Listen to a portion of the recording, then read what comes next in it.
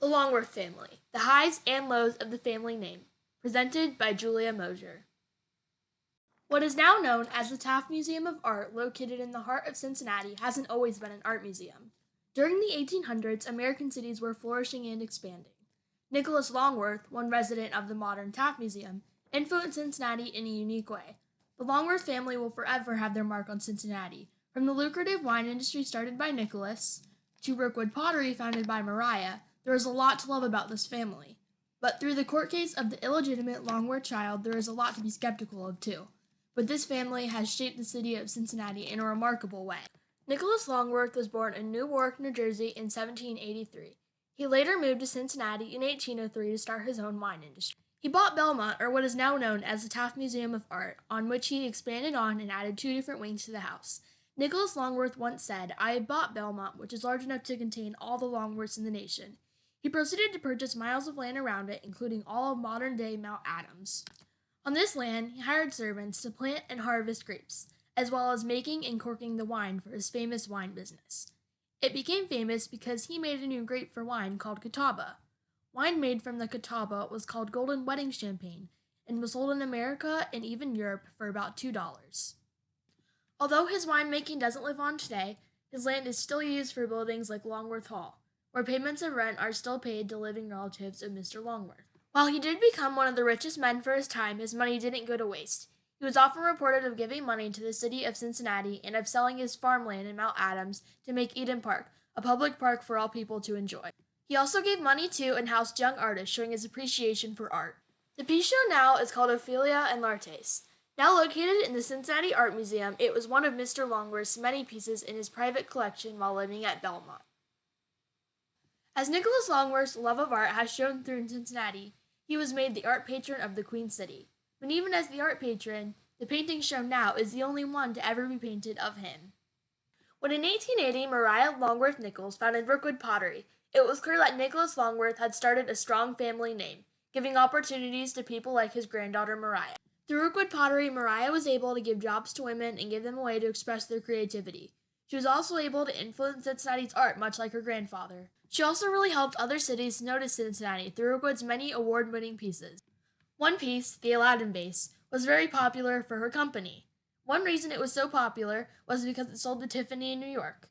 It proved that even in the company's first few years, they were bound to do well as a group working together. On top of all of this, Rookwood pottery was a big step for the history of women. A woman stepping up for her own company in the 1800s was not a common occurrence. This really inspired other entrepreneur women to step up as well. One person who understands a lot of Mariah's life is George Hibben, who was the tour coordinator at the original Rookwood Pottery branch at Over the Rhine in Cincinnati, Ohio. Here he explains Mariah's life, how she affected Cincinnati, and how she influenced pottery in Ohio. One of the things about the early development of the Rookwood pottery, founded by Mariah Longworth, a very prominent Cincinnati woman, she went from china decorating to fancy vases. But she saw a new glaze technique at the Philadelphia Exposition in 1876. And that shifted her from china decorating to vases. But back in those days, the late 1870s, none of the glazes had been figured out. And what she had seen was a new glaze line from Haviland Limoges that came to the Philadelphia Exposition. And it was groundbreaking work where they were putting stains and colors into slip clay, and basically they could build up texture with color. And so they were doing something rather revolutionary. One of the first vases, the Aladdin vase, you can see a photograph of it up at the Art Museum in the Cincinnati wing, but it was sold to Tiffany in New York. So when you're doing that kind of work in your first, second, third year of the existence of your pottery, you're off to a pretty good start. We're in about the 10th ownership group right now. Started as a woman-owned company, we are again a woman-owned company. Also during Mariah's life, she moved to Europe and remarried. She later returned to finish pursuing her dream of pottery. Her president took over I'm thinking 1893, but don't quote me on that. Okay. Maybe 1885.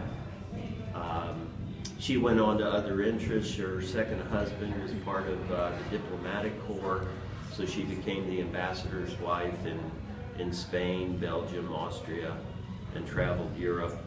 Came back over here and got back into it a little bit at a time. Although Maria really proved that the Longworth name was a triumph to Cincinnati, could there also be a tragedy to it? Well, that's where John W. Flora's name can be mentioned. John W. Flora was a man who claimed that one of Mr. Longworth's daughters, Eliza L. Flagg, had given birth to an illegitimate child with Mr. Longworth's gardener. On June 26, 1896, a courtroom session and a following write-up was conducted. John W. Flora wanted to sue the Longworths for $100,000 because he claimed to have evidence proving that Mr. Longworth was acknowledging him but never mentioned a part of the estate for him in the will he wrote before dying. John W. Flora said in the courtroom that he himself one day was led to a boat where he met Nicholas Longworth. John W. Flora claims that Longworth said to him, "You be a good boy and you will be recompensated hereafter." John claims that Nicholas then left and came back 2 years later. 2 years later, John Flora claimed that he was again met on a boat with the same man, Mr. Longworth. But at that time, Flora was taken back to the Longworth estate, where Mr. Longworth showed him his wine cellars, or wine gardens, as Nicholas Longworth had called them.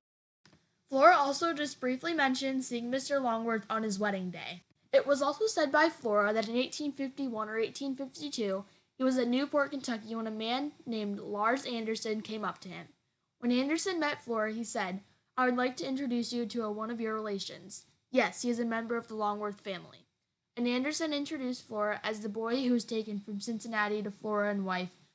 John continued to claim that later that month he went to Anderson's house. Anderson started to explain to him that Eliza Flagg, daughter of Nicholas, was his real birth mother, and that she said herself how much she wanted to visit him. Apart from all of the evidence that Flora provided, there was also certain witnesses that had other accounts to provide. One lady named Miss Dick was a tenant at the Longworth house. She claimed that Nicholas had told her about the illegitimate child and that Eliza had even came to her room to show her the baby as well as cry over it. And Nicholas said that the baby had even been taken to Camp Bell, Kentucky to live there. Flora had also sent out letters asking people what they knew and if they could help him. He got a letter back from a woman named Miss W.M.J. Flagg, stating that she was entirely in the dark on the question you asked me. Although in the end, the court decided that they didn't have enough evidence to conclude that John W. Flora was a member of the Longworth blood, it did bring shame to the family name. Because this article was published in the New York Times on November 29th in 1894, many people saw it. But as a living relative of John W. Flora, and after visiting his grave located in Paxton, Illinois, it leads me to wonder what my life would be like without him. Although there may have been triumph and tragedy in the Longworth family, the success brought to Cincinnati through the winery started by Nicholas and Rookwood pottery made by Maria will always be associated with the case of the illegitimate child. But the Longworth family has helped Cincinnati grow into the independent city that it is today.